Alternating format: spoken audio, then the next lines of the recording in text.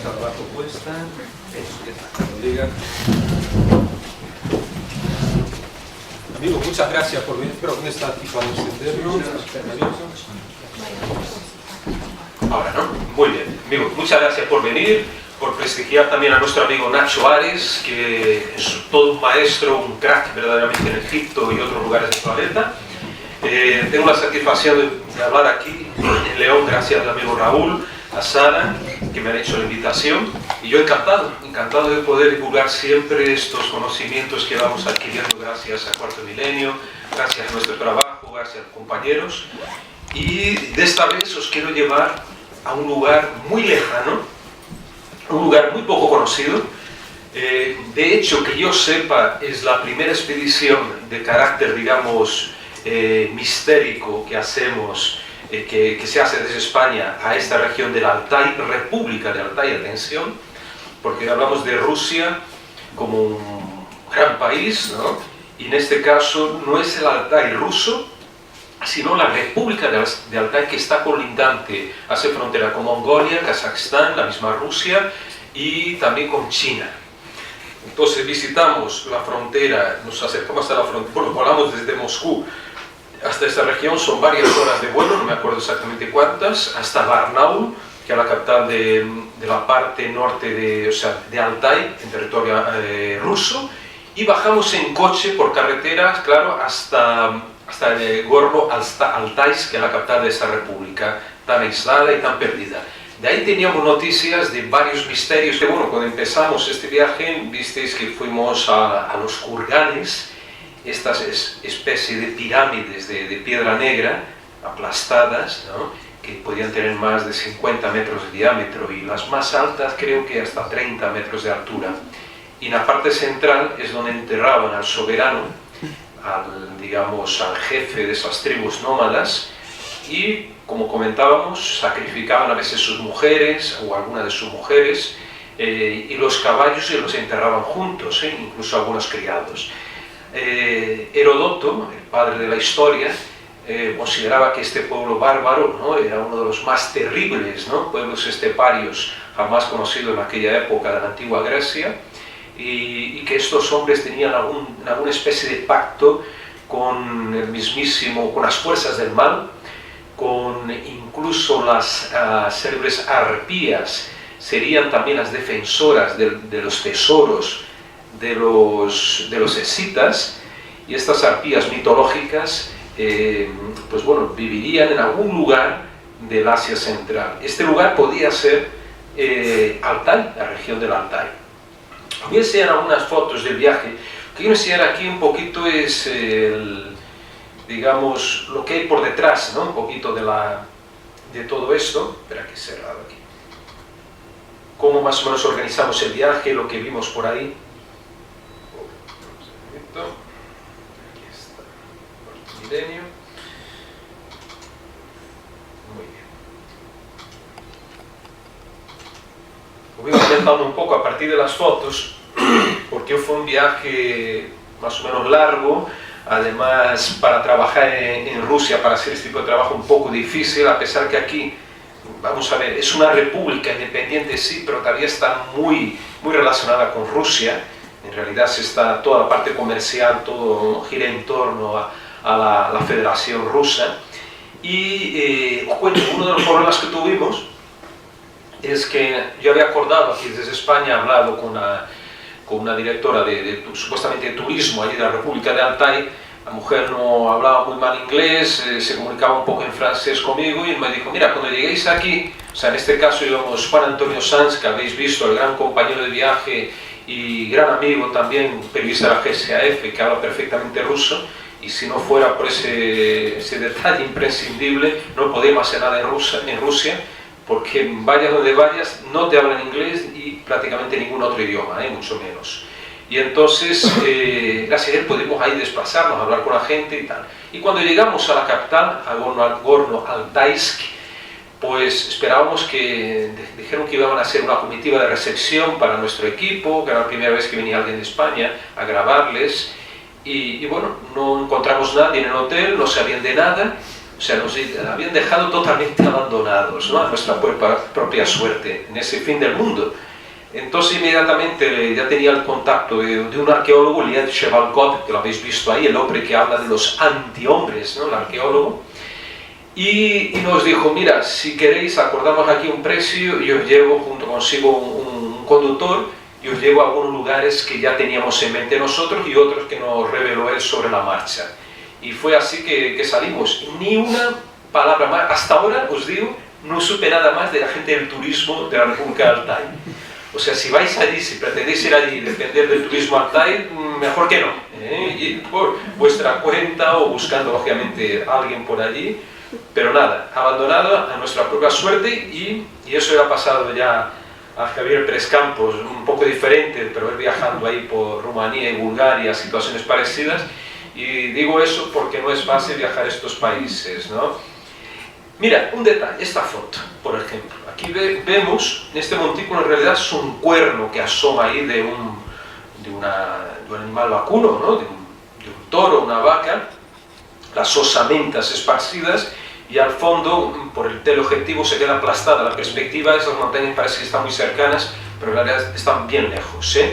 Estamos en estepa mongola ya, o sea, del lado de Altái, pero a escasos kilómetros de la frontera de Mongolia, y nos dijeron, mira, aquí hay por esa parte de estepa hay algunas rocas con grabados rupestres, y claro, queríamos ir ahí, Juan Antonio y yo, para ver un poco, fotografiarlos, grabarlos, y cuando nos acercamos vimos esto, y entonces Liad Shevalkot, el arqueólogo, nos dijo, ni lleguéis cerca de esto, nada, distancia total. ¿Por qué? Porque este ganado está muerto en función... Raúl, mira a ver si puedes cambiarme el tiempo porque si no, cada 30 segundos tengo que darle aquí, o usar, exacto. Y es que estos animales han muerto por el antrax. El antrax, que vosotros lo conocéis muy bien, hace años, ¿no?, en la época de las Torres Gemelas, ¿no?, de la terrible detonación o el accidente o lo que fuera, pues se habló mucho, aparecieron varios sobres con el antrax, ¿no?, en varios lugares en Estados Unidos, principalmente en sitios públicos, y lógicamente que yo no sabía, pero el antrax existe en la naturaleza, en estado puro, digamos, sin manipulación e intervención humana. Y en este caso nos contaron eso, de que bueno, mira, no acerquéis, si pisáis ahí, vais a tener que desinfectar vuestras botas y tal, ¿no? No sé si José Alberto, nuestro compañero, José Alberto Gómez, cámara, gran amigo, creo que pisó ahí, pero bueno, por suerte no hubo ningún problema, no tuvimos ningún problema con el tema del antrax. Pero eso fue una de las cosas que me llamó la atención, aquel lugar remoto del mundo. Vete a saber con lo que te puedes encontrar en cualquier parte. Bueno, en África sabemos que está el ébola y otras cosas. No, pues déjame, yo cada rato estaré encima y ya está, no te preocupes. Venga, vamos a ver ahí. Aquí es una vista panorámica, un poquito de la estepa, y como os digo, en esta zona fuimos preguntando, a ver si está aquí, un momentico, a ver si están los pastores kazajos, a ver si los veo aquí, ¿dónde están? Los pastores, aquí va a ver kazajos, Kalbastash, se los veo, aquí está. Porque después hablaremos un poquito más sobre el tema. También estuvimos buscando, otra de nuestras misiones en Altái era buscar al mítico Almus o Almas, como lo llaman allí, que es el Yeti altaico, una variante de Yeti que existe en otras partes del mundo, el Bigfoot, Sasquatch y esta criatura gigantesca, ¿no? Y también había muchos relatos ahí sobre la existencia de él. Después hablaremos, a ver si nos da tiempo de pasar el otro documental. Pues una de las pistas que teníamos era, bueno, que podría estar más cerca de la montaña, pero como nos acercamos a la región de la frontera de Mongola, encontramos estos pastores kazajos, gente, digamos, muy ruda, que vive en esas estepas con sus caballos, sus vacas por ahí pastoreando, y les llevamos un dibujo. Juan Antonio tiene ahí debajo del brazo un dibujo del Almas, No, en este caso no es exactamente del almas. Vamos a ver aquí, ¿dónde está? Aquí lo tiene debajo del brazo. Llevamos varios dibujos, en realidad, de yetis de varios lugares del planeta. Y lo curioso es que la gente de allí, del Altai, siempre nos señalaba el mismo dibujo y rechazaba a los demás, ¿eh? Entonces decía, no, este no, ese que tiene parece más un gorila, muy fornido, muy grande, muy peludo, no. Entonces le señalaba siempre un dibujo que había sido hecho por Jordi Magranet, que era un chico catalán que murió trágicamente en Pakistán, y por aquellos tiempos, no hace muchos años, estaba buscando el yeti pakistaní. Y curiosamente el dibujo que nos legó él era un dibujo de una criatura estilizada, alta, más de 2 metros de altura, delgada, pelo un poquito más bien escaso y el rostro más bien humano también. Pues era ese el yeti que nos señalaban, aunque los que no lo habían visto, pero que de oídas de otras personas se comentaba, ¿no?, allí en esta región, pues decían, no, era este otro. Y aquí en este caso ellos mismos me dijeron, mira, aquí no es, digamos, la región donde suele aparecer, sino una región más montañosa y más boscosa del Altai. Estamos hablando de una distancia de más de 100 kilómetros de allí. Pero bueno, sí, por lo menos conocimos esta zona, vimos algunos petroglifos de esta región. Lo curioso de estos tipos, de estos dos pastores, es que no está aquí la foto de ellos, estaban ahí, o sea, hablando además un ruso, según Juan Antonio me contó, un ruso un poco raro, un poco mezclado, porque ellos hablan posiblemente el idioma kazajo, si es que existe, o alguna variante de alguna lengua túrquida, ¿no?, de esta región. Es que, bueno, entonces ella hablando, comunicándose con él y tal, diciendo, bueno, que era gente muy ruda, que vivía en esa estepa, y en invierno eso, ni lo imagináis cómo debe ser de frío, ¿no? Pues de pronto, en medio del silencio de la estepa, escuchamos un ruido de un móvil. Y era uno de estos que sacaba un móvil, eso es un poco viejo, ¿no?, y empezaba a hablar, a chaparrotear ahí con algún otro compañero, un ciudadano que te sabe dónde estaría, ¿no? Nos llamó mucho la atención, pero que no encontré la foto del amigo hablando por el móvil en medio de la estepa, como aquellos anuncios antiguamente. Creo que había algunos anuncios que salían gente en estepa, en Mongolia, ¿no?, de pronto algún elemento tecnológico en medio de esta gente, ¿no? Dejar ver dónde estaba aquí la otra foto.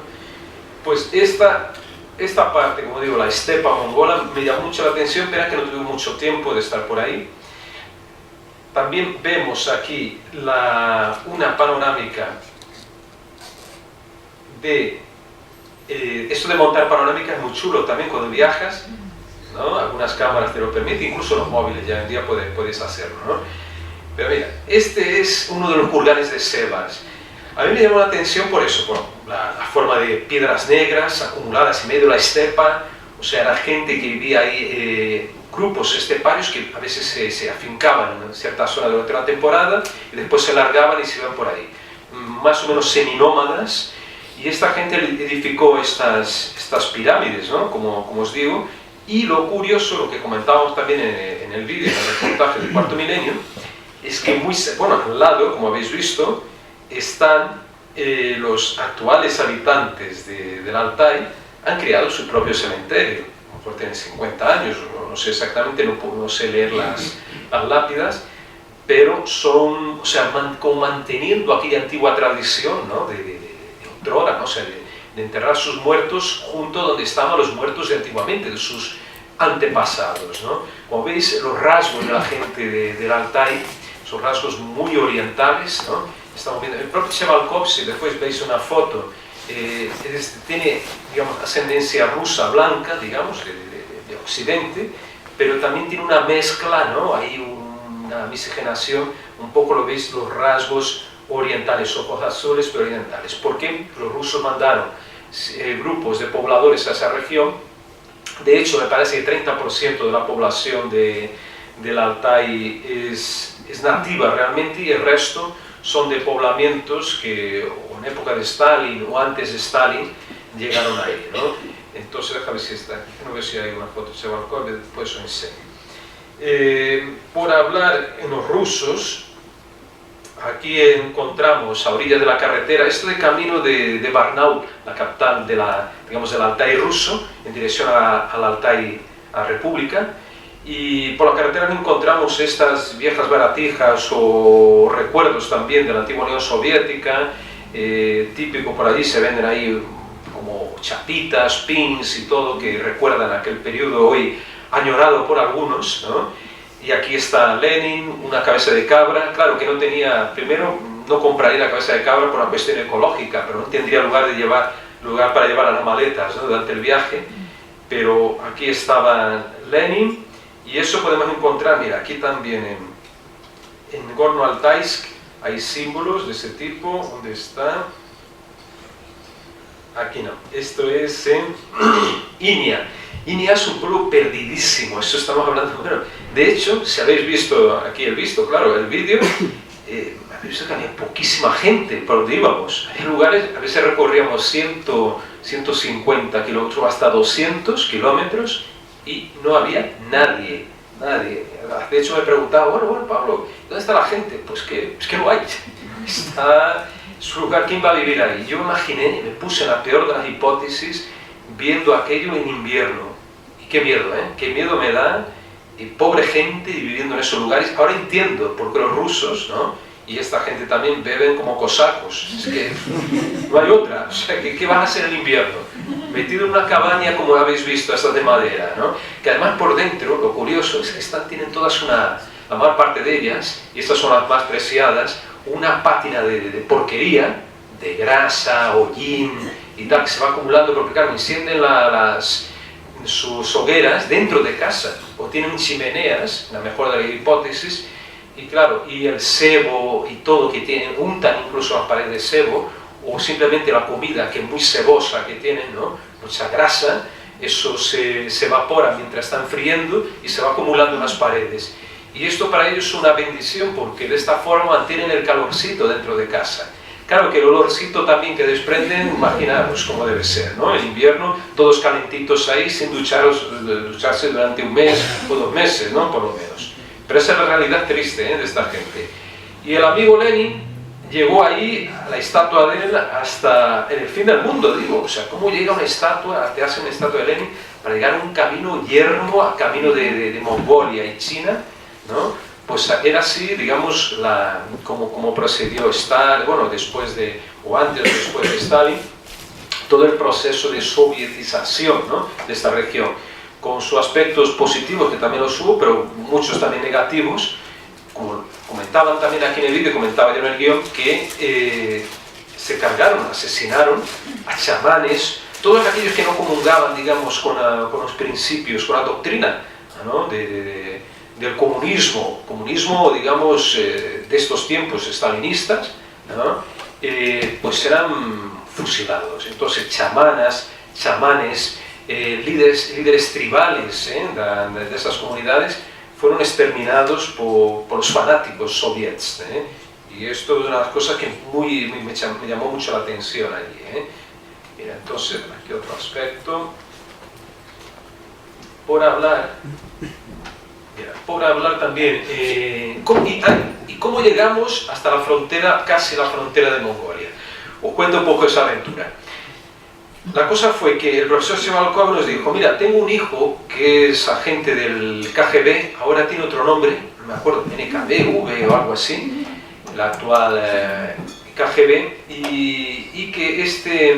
y mi hijo, entonces, ¿por qué lo siguiente? Porque yo le pregunté, mira, me gustaría mucho llegar hasta la frontera cerca de Mongolia para ver cómo es y todo eso, y podemos grabar. Mira, eso solo con permiso especial del gobierno altaico y tal. Bueno, si tengo que depender del gobierno altaico, pues está hasta hoy, como habéis visto, que no me ha llamado, ¿no? Primero para dar una explicación, ¿no? De por qué me dejaron ahí plantado.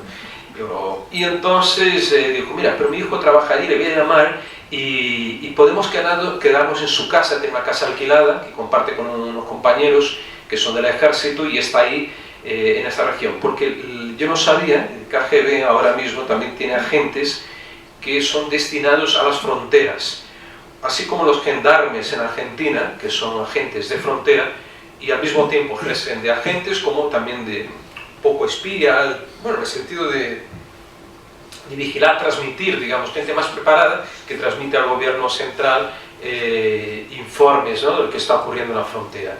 Entonces aceptamos, ¿eh? Y cuando llegamos allí nos encontramos que la casa del chico muy majo, no se dejó fotografiar justamente por ser del KGB, no, porque mira, sacamos una foto y tal, no, aquí foto no y tal. Y el chico vivía en un cuchitril tremendo, ¿no? Aquello sí que era, bueno, tenía una calefacción puesta a una temperatura brutal, ¿eh? dentro de la casa, y sudábamos. Y claro, como sabéis, en Rusia no podéis, digamos, negaros a tomar el típico vodka, ¿no? de ellos, compartir mesa con algunas comidas que no estaban mal, ¿no? Pero aquí sí que fue la parte más terrible, y esto lo hago, creo que, no sé si en público por primera vez o lo comenté en otra ocasión, creo que no, que la primera vez lo hago en público. Javierito lo conoce, ¿no? La historia, ¿no? Bueno, y los agentes, bueno, eran dos puertas humanas, ¿no? Los dos tipos, el hijo de Chevalkov y el compañero de él, ahí de esta casica. Y dijeron, no, usted tenéis que beber, tenéis que beber, aquí se bebe. Y vale, entonces empiezan a servirnos una pichuela son copichuelas, de vodka puro, estado puro, pero viene la primera y dijo, no, y de golpe. Y ahí no había mariconadas, ahí se bebía de golpe. Y si le bebía un sorbito, nada, José Alberto, el cámara, quería un sorbito, le pegó en la espalda que el pobre se quedó, sí, que bebo. Y que conste aquí, queda registrado en público, que le salvé la vida. Porque dije, mira, el chico, el cámara, tiene que poner las tarjetas de vídeo dentro del ordenador para pasar las imágenes, para trasvasarlas. Y no puede estar bebiendo y tal, y le salvé. Pero hay de nosotros, de mí y de Juan Antonio. Pero Juan Antonio, pero bueno. Entonces fue bebiendo, llegó un momento en que mi cabeza giraba, era como una experiencia psicodélica, os juro, una cosa increíble. Nunca tomé LSD, pero es como si lo fuera, imagino. Y yo solo escuchaba la voz de fondo de mi amigo de aquí, del compañero Juan Antonio, que veis en la foto, hablando, claro, el único que podía darle charla, porque yo no hablo ruso, los otros hablaban 4 palabras en inglés. Dijo, mala suerte para el amigo. Y yo sé que desconecté y el amigo seguía hablando con ellos, ¿no? De noche. Esta imagen prueba de lo que pasaría más tarde, aquí el Chevalkov y el conductor nuestro. Bueno, me despierto en medio de la noche con mi amigo Juan Antonio, ¿no? Devolviendo lo que tenía y lo que no tenía en su interior el pobre, y veo al grandullón de la gente del KGB levantando, ¿no? como si fuera un muñeco a Juan Antonio y llevándole para afuera, ¿no? Fuera de la cabaña, a 3, 4, 5 grados bajo cero, así con camiseta. Vemos al pobre, claro, devolviendo el agente KGB, muy buena gente, el chaval, metiendo los dedos en la garganta para que limpiarle totalmente a pobre amigo, y bueno, y eso, y yo alucinando en medio de la noche, mirando las estrellas, la luna y tal, ¿qué es esto? ¿Dónde estoy? Y no sé dónde está. Estas son las cosas que no se cuentan en Cuarto Milenio y que ahora estoy contando aquí, y que a veces son las más divertidas, pero es así que se hacen las cosas. Y al día siguiente fue cuando el agente del KGB, el chico nos dijo, mira, voy a dar la autorización para pasar un puesto fronterizo, semifronterizo, que es la zona de exclusión que tienen ellos con Mongolia. Y saqué alguna foto, creo, de algún radar, una cosa rarísima, déjame ver si está aquí, de los radares. Mira aquí. Esta foto la saqué, lógicamente escondido, creo que fue desde la ventana de la habitación de aquella casucha donde estábamos. Esto, mira, está un poco tapado aquí por una madera, pero se ve como un radar móvil con ruedas, sobre ruedas, y eso hacía un movimiento, pero asustador, se movía como si fuera, parecía un murciélago moviéndose ahí en medio de la estepa, y estaba a unos 30 o 40 kilómetros de la frontera de Mongolia, y parece que tenían desplazados ellos varios de estos radares a lo largo de la frontera y mismo el camino que nos conducía hasta Mongolia. Y aquí, entonces, José Alberto, hubo un momento en que fuimos a pedir la autorización en el cuartel, y José Alberto saca la cámara para grabar un poco la calle, y en ese momento el conductor le pega un manotazo, que el pobre ya había recibido uno la noche anterior y ahora otra, y dice, ¿estás loco? Bueno, no sé ruso, pero se le entendía perfectamente que decía que estaba loco, cómo se atrevía a grabar allí cerca de una instalación militar, ¿no? Y realmente allí se saca, mira, un ejemplo, en Moscú mismo, si alguno de vosotros habéis estado, si queréis grabar una cámara de vídeo aunque sea una cámara pequeña, o viene la policía a requisarla. Ni os atreváis, o sea, y de hecho, Juan Antonio y el otro, y quien estaba con nosotros, y José Alberto, fueron a grabar mi cámara pequeña en la Plaza Roja, y entonces tuvieron que esconderla rápidamente, y entonces tuvieron que convencer, no estamos grabando en vídeo, estamos sacando fotos, y José Antonio le entrega al policía, ¿no? Que estaba mal encarado, como siempre están allí los rusos, ¿no? Por lo menos los policías, y le entrega la cámara y dice, no, sáquenos una foto juntos y tal, y ahí el hombre, bueno, se quedó desconcertado y le sacó la foto y dijo, bueno, ya pasa, ya no sospechó de que podía ser para un programa de televisión. Estáis viendo que todo eso tiene su labor, su trabajillo, que no es fácil. Deja ver aquí, mira, entonces este es el radar que creo que José Alberto lo grabó. Cierro esto, vamos contando. ¿Cuánto tiempo tengo, Raúl? Que no he fijado. Pues 20 minutos ya veo. 20 minutos, madre santa. Bueno, para contar historia y anécdota hay para rato todavía. Ah, mira, aquí está la otra estatua de Lenin. Esto muy cerca de Inia. Inia es el pueblito también ahí de Altai, donde cerca de ahí encontramos a un testigo del Yeti ruso, del Almas, que hicieron hasta una pirámide, ¿no? Una cosa curiosísima, mira, está sobre una plataforma medio piramidal, ¿no? En forma, como recuerda los sigurats, aquellos de Babilonia. Bueno, ahí la cultura de Zaratustra y todo eso está muy presente, porque creen que aquellas antiguas religiones del mazdeísmo y tal, hayan podido sobrevivir a partir, digamos, de los chamanes, y hablando de chamanes, que es apasionante pena que mataron a la mayoría, bueno, encontré un chamán, pero fui hasta su casa en un pueblo de estos perdidos, fuimos allí, intentamos convencerle de que nos hablara ante las cámaras y nada, que para él su conocimiento es sagrado y que lo mantiene muy muy oculto, y nos dio la impresión de que este hombre era un auténtico chamán, que realmente quería preservar su cultura, quería incluso verla muy lejos de los ojos de los occidentales, y en parte lo entiendo y lo respeto, porque claro, si esta gente fue diezmada, quedan un puñado de estos chamanes, pues son muy temerosos, ¿no? De que puedan pasarle cualquier cosa, resguardan su cultura, ¿no?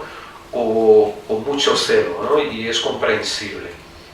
Mira, pues si me enseñan hablando de chamanes, en Kalbatash. Bueno, Kalbatash es brutal, Eso es una especie de mini Tassili, ¿no? El Tassili lo conocéis de Argelia, como yo decía también en el vídeo, una especie de...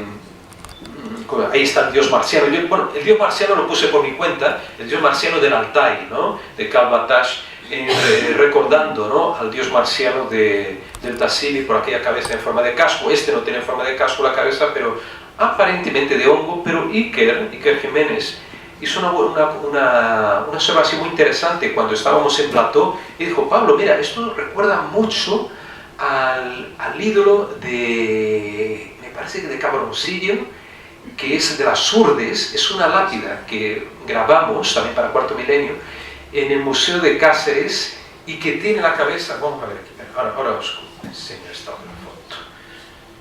Aquí, mira. Este ser entonces tiene una cabeza, dijo, mira Pablo, es que se parece mucho al ídolo que aparece allí de época celta o pre-celta, de aquí de España, de las Urdes, y que puede ser un cabeza de hacha, o sea que también había en el pasado hachas ceremoniales en forma de media luna y que posiblemente tuvieron algún uso justamente ceremonial, un uso ritual, mágico que desconozcamos, Entonces no descarto también la posibilidad, una de las explicaciones, porque lógicamente los autores de este arte rupestre de más de 6.000 años de antigüedad están todos muertos, pero que bueno, que podemos encajarlo dentro de la hipótesis de los hongos alucinógenos, seres que, digamos que, chamanes que realizaban rituales tomando esos hongos y tenían experiencias semejantes a aquellas que yo tuve en la casa de la gente del KGB, y entonces también algo relacionado con esas hachas que parece que ser de la edad del bronce, que fueron muy importantes Y digo que los metales, los que forjaban los metales, en aquellos tiempos eran seres muy especiales para sus comunidades. Aquí donde está. Volviendo al chamán, a la figura del chamán, quería comentar que el tema, vimos antes la señora Galina Tuptigina mostrando el traje del chamán que había pertenecido a su abuela y a otros chamanes antes de ella, ¿no? Y fijaros qué curioso, como la arqueología es importante, hacer una especie de arqueología comparativa con antropología, aunque hayan pasado tantos milenios, pero aquí yo lo veo más posible que las tradiciones se hayan mantenido un poco más, digamos, intactas, gracias al aislamiento geográfico de estas regiones. Entonces vemos un posible chamán, sí, porque los otros personajes no salen con ese tipo de atuendos. Sin embargo, aquí sí, estamos viendo un chamán o chamana, también, trajes largos, ¿no? Una ropa muy, muy especial, y que algunos arqueólogos interpretan como siendo trajes chamánicos, pero estamos hablando de hace miles de años, ¿no? Una tradición que, como digo, un puñado de personas lo han preservado, como este chamán con el que hablé, pero que no quiso ser entrevistado. Este es muy bonito también, aquí se ve todo el traje, la cabeza curiosamente tiene forma cuadrada, ¿no? Un poco ladeada. Es una figura interesantísima. Déjame ver si hay otra aquí. Esto Calvatage. Y aquí vemos al profesor Chevalkov mostrando una de las figuras de estos cabezas de hongo o cabezas de hacha, ¿no? Estamos en un terreno bastante amplio, ¿eh? Ahí estuvimos caminando. Visteis también que hicimos una comida a orilla del río, ¿no? Que cogió el conductor, el chofer, que era más bruto que cualquiera, bueno, un fuertote, muy bruto, cogió el agua del río, la hirvió y hizo una sopa allí con piedras, puso una piedra dentro. Mira, ahora que tenemos las piedras aquí, los piedras, y conocí la historia de la famosa sopa de piedra, ¿no? Pues este no la hizo la broma, puso piedra dentro, no, vais a comer sopa de piedra. Pues, ¿qué vamos a comer sopa de piedra? Puso unas piedras, pero que, claro, después, espera un momentito. Fue añadiendo unos fideitos, una zanahoria, una patatita, y al final tenemos la sopa de piedra, sí, con legumbres. Ahí, aquí está nuestro querido amigo José Alberto Gómez, buena persona y gran cámara, junto con algunos campesinos, gente encantada. La gente en el campo es distinta, la verdad, en cualquier parte del mundo la gente, hombre, un poquito más retraída en estas regiones, pero buena gente, muy diferente de las grandes ciudades, por supuesto. Y aquí estamos muy cerca de uno de los lugares que nos llama mucho la atención, o sea, donde encontramos a Igor, el apellido ruso muy complicadísimo. Bueno, a Igor, la traducción del apellido me llamó la atención, lo dijo Juan Antonio, era Igor Lápices. En ruso el nombre era Lápices. Y era el señor que fue testigo del Yeti, pero si os cuento cómo fue la historia, fue tremenda. A ver si hay una foto de... Aquí está. Don Igor, aquí mira, creo que viene el nombre en la foto, Karandashev, exacto, Karandashev o Karandashev, que significa lápices, ¿no? Y este señor, llegamos en Mali Iña, que es un pueblito retirado de la carretera principal. Nos habían dicho que ahí vivían todavía descendientes de la tribu de los Almats, que era una tribu que se consideraba descendientes de aquellos hombres que se habían mezclado con los yetis, ¿no? Y que habían tenido descendencia. Curiosísimo, ¿no? Es como, y esto me recuerda mucho a toda aquella cuestión del origen de los avatares y tiene otro nombre, de los animales totémicos, que eran los que concedían el poder, ¿no? a determinadas tribus. Entonces, posiblemente el almus era el animal totémico de esta tribu, y de ahí su gran honor, su gran, digamos, orgullo por ser descendiente de ellos. Pero llegamos a este pueblo, no había nadie en la calle. Entonces, la única persona, un poquito más adelante encontramos, fue este señor sentado,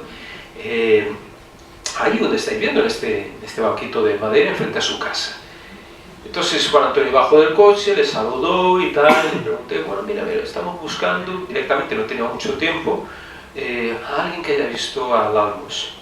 Pues se nos quedó mirando un ratito, mudo, Juan Antonio le repite la pregunta y el hombre entonces le contesta, no, es que yo hace 20 años o algo así llegué a ver al Almus, pasó muy cerca de mí, yo me quedé totalmente paralizado en aquel momento del miedo, pasó muy cerca, se paró un momento, me miró y nos describió, entonces le enseñamos el dibujo de Jordi Magranet nuevamente y dijo que era aquel. O sea, antes le había enseñado otro de un gorila, de un yeti, de un sasquatch y tal, y nada. Dijo, es este que yo vi.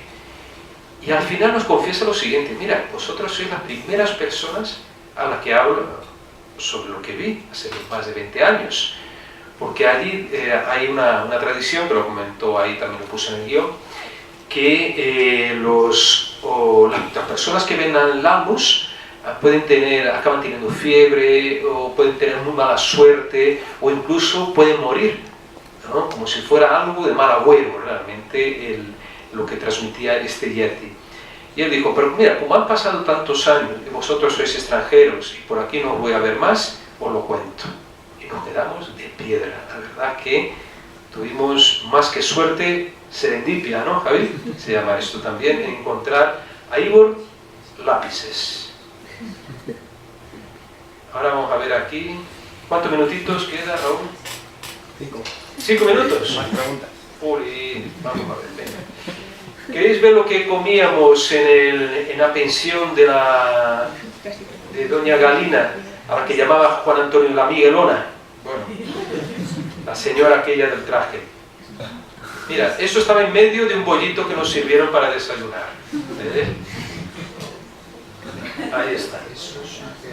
No, exacto, un moscardón, ¿vale? Pero no estaba fuera, era dentro. Pegué el bocado, sentí algo raro, lo escupí y aquí teníamos la prueba del intruso, del alien que teníamos ahí. O sea, aliens hay allí en Altai, ¿eh? Aquí está. Esto era... Hombre, la comida no estaba mal, ¿eh? Pero bueno, de vez en cuando encontrabas eso. ¿Queréis ver la luna que veíamos allí? Brutal. Mira qué maravilla de luna teníamos en el altar. Si queréis ver el cielo allí, es extraordinario para astronomía, ¿eh? Mirad ahora con un poquito más de zoom. Mira lo que vemos, hasta los cráteres aquí. Mira qué maravilla de foto, con todos los cráteres ahí lunares. Esto es el cielo altaico, que debían tener, bueno, seguramente alguna de estas, algunos grabados de arte rupestre deben tener connotaciones astronómicas, seguro. Vamos a ver aquí también, Kosh Agash, mira cómo son los pueblos, imaginaros esto en pleno invierno, bajo varios metros de nieve y hielo, en algunas zonas. El infierno en hielo, en frío. Y, mira, aquí ahí vamos a ver otra cosa, está.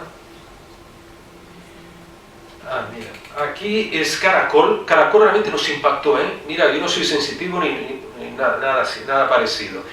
Pero aquí sí que había algo raro, y es el lugar que antes apareció en el documental, donde la brújula de Juan Antonio giró en 2 veces, ¿no? 180 grados, y te digo, una cosa impresionante, mi móvil se apagó y se encendió solo, o sea, en el smartphone en 2 ocasiones. Impresionante. Y ahí cerca, en el Cerro de los Tres Hermanos, nos comentaban los chicos de Mega Esfera, los investigadores, gente muy buena, que era el lugar donde había anomalías también magnéticas, y donde uno de ellos, el Yuri Pasinkov, nos cuenta aquella su experiencia del año 88, cuando tienen ese experimento, digo, experimento entre comillas, o sea, de tiempo perdido, o sea, no saben lo que les pasó durante un día entero. Ese día se les borró de sus mentes, pero sí quedó registrado en sus relojes. Sería una puerta espacio-dimensional, ¿no? Donde ellos entraron. Sería un... ¿Qué sería eso? ¿O fueron llevados a algún otro lugar, fueron abducidos? No sabemos, pero muy curioso que te lo digan varias personas, ¿no? Y justamente en esta región tan especial. También vimos ciervos muy grandes, aquí les cortan los cuernos para venderlos. Son animales preciosos, A ver, Nacho sacó las ovejitas, yo saco los ciervos aquí altaicos, Ahí vamos a ver. Ah, mira, este fue interesante. Aquí el amigo Juan Antonio, mira, como tenemos que buscar a alguien, a un testigo, a la vera de la carretera paramos y pegó un salto Juan Antonio, cruzó la carretera y fue a hablar con este hombre. Y a la brava, le sacó los dibujos, empezó a hablar, es que yo soy miembro, yo pertenezco a la tribu de los Almats.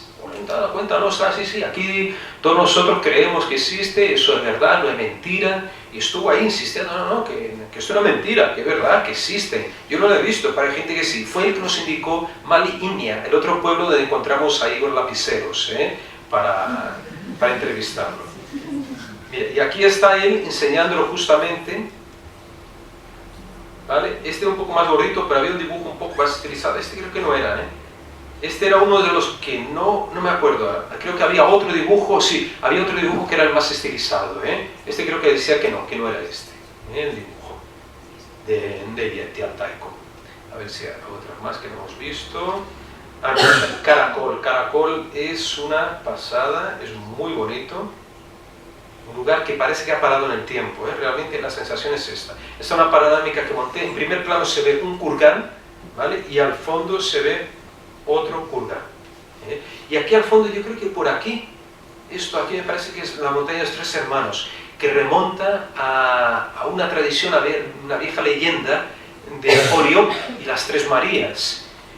Según Roerich, el famoso y gran explorador, ¿no?, de los años 20, Nicolás Roerich, que buscaba Shambhala, pues nosotros estuvimos, como hemos comentado en el reportaje, muy cerca de esas posibles entradas, ¿no?, según los investigadores de Megaesfera. Y por último, a ver si queda aquí alguna cosa más. Esto es el almuerzo, la comida que tuvimos, la sopa de piedra, ¿no?, hecha por nuestro amigo el conductor. Como veis, mira las manitas de él delicadas, una manita muy delicada, muy bien, preparando la comidita. Un masajecito de este hombre debe ser una maravilla, te voy a poner nuevo, madre mía, madre santa. Y un día se nos enfadó, porque queríamos ir a un lugar que no había estado planeado y tienes que ver cómo se puso el hombre, Y para terminar, el hermoso paisaje del río Argut, uno de los lugares más misteriosos del mundo. Y muchísimas gracias por estos momentos, amigos, estar con vosotros. Y nada, que preguntéis lo que queráis a partir de ahora.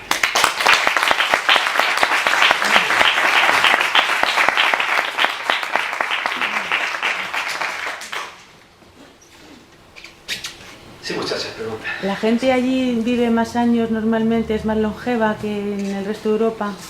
Mira, si no bebieran tanto alcohol, bueno, igual al contrario el efecto de conservación del vodka, pero hay un poco de todo. Yo creo que allí el problema es que la juventud se va, entonces lo que vemos es gente muy mayor, ¿no? La gente joven se ha ido a las grandes ciudades, bueno, las pocas grandes ciudades que hay allí, incluso a Moscú, mucha gente que ha emigrado. Entonces, claro, nosotros vemos gente muy mayor y poca gente, entonces por eso, entonces, a lo mejor hay gente mayor y tal. Yo creo que es por una cuestión estadística, de que hay más, porque los otros se han marchado, ¿no?, los más jóvenes. ¿Pero visteis gente, por ejemplo, de 90 y tantos años? No, yo vi gente de 80 y largos, sí, pero 90 no me acuerdo, No te digo, tampoco, porque para buscar a la gente ahí, pero puede haber, pero no creo. Más en Ucrania creo que había gente, ¿no? En Rusia, me parece que hay, en la región de Ucrania sí que hay gente longeva por aquellas montañas. Eso que comen, creo, mucho kefir, que es uno de los argumentos que dan algunos científicos para, aparte del clima, no hay estrés para la longevidad. ¿Quieres preguntar ahí? David, cabello, amigo, pregunta, que te está tocando el cabello, pregunta. Tanta singularidad, tanta semejanza entre los dibujos de Jordi Magraner en Pakistán con las figuras que ellos reconocen como el almas, ¿hacia dónde os lleva a pensar? Me explico, sí, gente sí, como Domínguez o Pérez Siches serían capaces de decir, ¿estamos hablando de lo mismo o de distintos grupos muy semejantes, muy parecidos? Mira, una buena pregunta. Además, estuve comiendo la semana pasada con Luis Miguel Domínguez y comenté por encima un poco la cuestión esta, porque no vio el documental del Yeti, ¿no? Del cuarto milenio, y le dije, mira, encontramos un agente así y tal, que nos contó que era muy parecido del Pakistán. Y dijo, mira Pablo, es que yo creo que sí, que puede existir algo. Y claro, él lo sabe muy bien porque estuvo haciendo la serie Vietnam, ¿no? Muy buena serie, y uno de los capítulos lo dedica enteramente al Yeti del Vietnam, que no me acuerdo exactamente cómo era, pero yo creo que era más pequeño, me parece, ¿no? Era de otro tamaño. Entonces, si él, yo le voy a llevar algunas imágenes y tal, bueno, le voy a llevar el reportaje o le voy a pasar por email, a ver si lo ve y que me dice. Pero mira, ahora que lo comentas, es muy buena idea de que el amigo Luismi lo mire y a ver qué le parece, ¿no? Ya que es un experto en el asunto. Quería preguntarte si conoces a una antropóloga española, ella vive en Barcelona y la mayor parte del tiempo en Rusia, precisamente. Ella es, esta antropóloga se llama Carmen Arnauz Muro. Ella es una especialista en chamanismo siberiano. ¿La conoces? Sí, porque no estuve con ella, pero mira, ahora que me lo dice, lo apunto incluso para llamarla. Ella tiene una página web muy buena. Os podía haber llevado un montón porque ella domina esos de... Es que ella, en realidad en esta región ella no estuvo, yo la consulté antes, yo la conocí de hace años, porque hace años sacó un libro, debe estar agotado lógicamente, sobre su trabajo antropológico con unos grupos, unas tribus de Siberia. Nosotros estamos, exacto, ella está en Siberia oriental y nosotros estamos más en Siberia un poquito más occidental y al sur. Por eso no contacté, porque ya estaba en otra zona. Pero esta mujer sí que tiene un buen trabajo, estuve viviendo en esta comunidad en pleno invierno con ellos, con las mujeres y tal, y publicó ese libro, ¿no? Pero mira, siempre está bien hablar con ella, a pesar de que sea otra región, siempre se puede aprender, ¿no, Pedro? Muchas gracias por recordarlo, ¿eh? Mira, ya lo tenemos apuntado. Chicos, sí, David se entiende ya, venga, alguna pregunta, hermano. Está ahí, lo que quieras, venga. Antes, cuando estabas comentando sobre el tema del paralelismo con el gran marciano, con las figuras de Argelia, de Tassili. Solo anecdótico, te lo digo. Sí, evidentemente, o sea, no es más una manera de llamarlo, como tú bien has dicho, ¿no? Exacto. Habéis a lo largo de los viajes que tú sobre todo has recorrido todo el mundo y conoces muy bien todo lo que es la zona de Centro y Sudamérica, ¿has encontrado alguna figura parecida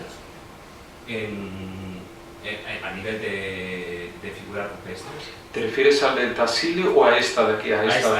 Esta, la cabeza de hongo. Sí, mira, curiosamente, y además lo recordó Iker, como decía antes, en Platón, porque recordó el ídolo ese de Cabroncillo, que es una placa, ¿no?, que aparece. Sí, curiosamente ahí, y parece, pero con ese tipo de cabeza no he encontrado más. Lo que he visto por internet es que en otras regiones de Siberia sí que hay figuras semejantes. De ahí me hace pensar más cercano a la hipótesis del hongo, de todas formas, ¿no? Pero digo, es que el tema del arte rupestre en esa región es muy poco conocido, ¿eh? O sea, he procurado, hay material en ruso, he metido un traductor y poco más información de lo que os he dado aquí, sobre ese tipo de arte rupestre, o interpretación, me refiero a interpretación. La gente no se arriesga, hay sí dataciones indirectas a partir de elementos a lo mejor metálicos encontrados cerca de este objeto de arte rupestre. Estoy intentando ver si en Brasil, pero no, en Brasil no, con ese tipo de cabeza no, en Sudamérica, espera, sí que hay una cosa semejante, y fíjate, justamente ayer, antes de acostarme, estaba escaneando viejas diapositivas mías del año 93, que por suerte se han conservado muy bien, de Guatemala, mi primer viaje a Guatemala, y ahí tenía unas fotos del Museo Popol Vuh, muy poco conocido en Guatemala, y hay unas figuras que son de piedra, son hongos de piedra, digamos, algunos de ellos parecen que tienen un cuerpo, o simulan la forma de un cuerpo humano, encimado por el típico sombrero, ¿no?, de la seta. Fíjate qué curioso. Y entonces, claro, ahí se remitía también la hipótesis que explica tal, a un culto o algo relacionado a las setas. Pero yo no sé exactamente ahí en Guatemala si se emplean hongos alucinógenos. Seguramente sí, porque si María Sabina, por ejemplo, en Oaxaca, en México, lo empleaba, posiblemente los ancestros de esta gente en Centroamérica también lo emplearían. Entonces sí, ahora que me lo dice, por lo menos algún objeto que hace mención, digamos, de forma mágica, ¿no?, ritual o religiosa, posiblemente sea este del Museo Popol Vuh de Guatemala. Precisamente te lo preguntaba porque tanto tú has estado diciendo en Guatemala, ¿no? En Centroamérica se utilizaba mucho tanto el cactus de San Pedro, el peyote, etc. Y no tanto igual como en pintura rupestre, sino más en grabados de lo que ellos hacían. Y también me recuerda un poquitín, aunque salvando las diferencias que se ha utilizado en el tema de esos médicos y de esos santos y de esos mediadores con el más allá, ese arco en la cabeza, por ejemplo, lo tenemos en Almería también, con el arco iris como una señal de protección, ¿no? ¿Cómo lo llaman? Tiene un nombre, además. El indalo. Índalo. El indalo. El indalo, exactamente, ¿no? Que lo pone Sí, ya en en coche y Canarias, todo. en las Islas Canarias tú sabes que también la cultura guanche también te lo encuentra. Es verdad que hay la figura del indalo, ¿no? A pesar que este ya es externo, parece que es un complemento, ¿no? No es la misma cabeza, pero bueno, es como si fuera una prolongación, ¿no? Una extensión ¿no? a la cabeza del ser, ¿no? Eso en Australia también, ¿no? Ahora me recuerda una figura en Australia también con una... Sí, también hay en Australia, genial. Muy viejo también, es genial. Por eso te digo, la gente cuando dice, bueno, esto de las piedras y tal, de la pintura, qué aburrimiento nada, ¿eh? Podéis, mira qué distraído, vosotros mismos habéis ahora soltado ahí el hilo, ¿no? Y podemos ir lejos con el tema de interpretación. Tengo un buen amigo en Galicia, Pablo Novoa, que es un gran maestro también aquí en España, que además le entrevisté para Cuarto Milenio, fue al principio de 2006, era un reportaje sobre arqueología psíquica, que chulísimo, está colgado también en YouTube, si ponéis Cuarto Milenio de arqueología psíquica, lo podéis ver. Y Pablo ha viajado todo el mundo y es uno de los pocos que conozco que pueden hacer relaciones entre arte rupestre de todas las partes del mundo, relacionar una pintura del norte del Atlas marroquí con una de Australia, por ejemplo. Sí que da mucho pie y me parece fascinante el arte rupestre. Bueno, de hecho, el programa Iker realizó también un monográfico sobre arte rupestre, ¿no? en Europa, que yo lo recomiendo que lo veáis porque de lo poquito que hay ahora mismo es bueno sobre arte rupestre en plan documental. Te voy a preguntar en Cuarto Milenio si acaso hay algo. Bueno, Shambhala se relaciona tanto con Altai, el desierto de Gobi y toda la zona de los Himalayas. Y alguien saca algo muy interesante, a Iker y Enrique de Vicente, del meteorito y de esa figura que sí. podría ser el rey de Shambhala. Entonces ahí creo que hay mucho más hay que investigar que no...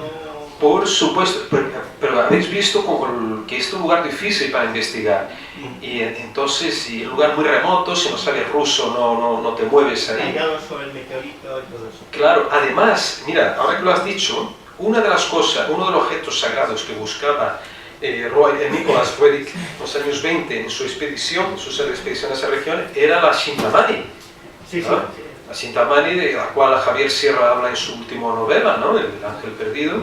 Esta piedra misteriosa, un meteorito supuestamente caído del cielo, hay varios fragmentos, hay una historia muy larga, y se cree incluso que él la recogió. Hay una teoría, y eso nos lo dijo el mismo director que sale entrevistado de la Fundación Roerich de Moscú, que la Shintamani, que demos un fragmento, podía haber estado en Altai y que la recogió Roerich, ¿no? Ahora, lo de la Shintamani, hay una cosa muy curiosa. En la estatua esa, tallada sobre el meteorito, es muy parecida a ciertos dibujos de Roerich, pero hay una cosa muy curiosa. Esa Chintamani tiene forma de huevo. Entonces eso en la tradición del Sanatana Dharma antiquísimo de la India, eso se llama Lingam de Mahasivarate. Se ha manifestado hace miles de años. Los grandes avatares y grandes siddhas purushas se decía que manifestaban eso de su interior. En esta época se ha manifestado eso. Pero antiguamente, en la tradición del Sanatana Dharma, uno de ellos era de los grandes siddhas, no sé si voy a hablar de Babaji, toda la tradición de los grandes siddhas, y uno de ellos era Tirumular, que era uno de los grandes siddhas tamiles. Entonces se decía que manifestaba, tiene forma de huevo, como un huevo. ¿Sabes con quién podías hablar sobre ese tema, largo y tendido? Con el amigo Enrique de Vicente. Conoce muchísimo, ¿eh? A mí me estás hablando ruso o chino ahora mismo, ¿eh? Pero con Enrique seguro que vas a tener larga para 2, 3, 4 horas como mínimo, ¿eh? Sobre Shambhala quería preguntando algo, porque yo muy bien, muy bien. Estoy un poco el tema con el Shambhala, y aparte de los libros de Roerich, y Bueno, pues Ir a verlo ahora el el libro tiempo. de Oasis, Shambhala, Oasis por Perú. Hay otras referencias que quería comentar, por si alguien quiere profundizar un poco en el tema pues, de Shambhala, investigación fabulosa. Y una referencia viene en los libros de Vicente Beltrán Anglada, yo le conocí en persona, en conferencias en Barcelona, dedico un libro entero a Shambhala, que es Los Misterios de Shambhala. Los misterios de Shambhala se llama. ¿De quién es? Luego hay otra referencia. Perdona, ¿cómo se llama el autor? Vicente Beltrán Anglada. Vicente. Ya falleció y tal. Ah, Vicente Beltrán, sí. Él fue director de la Escuela Arcana, luego iba por libre y daba sus conferencias en Barcelona, en los Amigos de la India, en la Sociedad Teosófica, en la Casa Elizalde. Pedro, perdona, mira, es que lo vamos aquí hasta aquí como para caer ahora. Muchas gracias, Pedro. Genial, Quería dar referencias por aquí. Claro, después hablamos, Bien. Venga.